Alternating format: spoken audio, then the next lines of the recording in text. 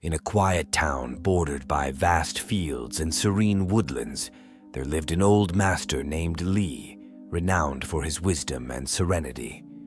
He was a teacher of life's subtle arts, and many sought his guidance, drawn by the peace that seemed to surround him like the air he breathed. One chilly autumn night, a thief named Han slipped silently through the shadows, targeting the humble cottage of Master Li. Han had heard tales of a priceless vase within, a relic so beautiful and ancient that it could change his fortunes forever. He imagined that such a treasure, in the possession of a simple old man, was surely an easy prize.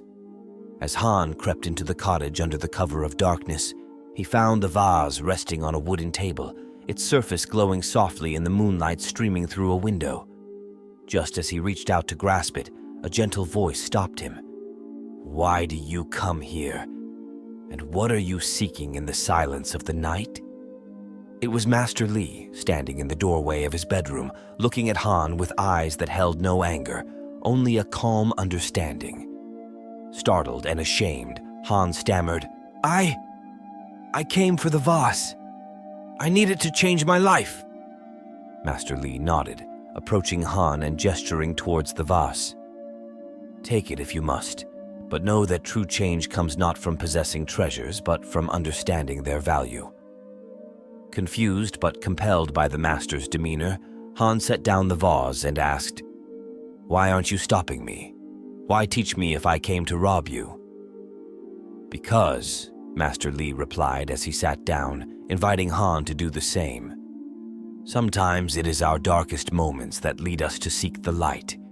Tell me, what drives you to steal and what you truly seek beyond wealth?"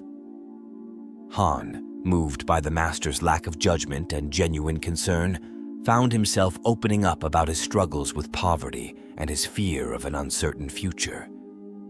Master Li listened intently, then shared stories of his own hardships, how he overcame them not through the riches that could be held, but through the wealth that could be felt, kindness, courage, wisdom, and compassion. As dawn approached, Master Li offered Han a choice: take the vase and leave, hoping it would solve his problems, or stay and learn the ways of peace and purpose, to build a fortune of a different kind, one that could never be stolen or lost. Han looked at the vase, then back at the master. In that moment, he felt a shift within himself, a spark of something new.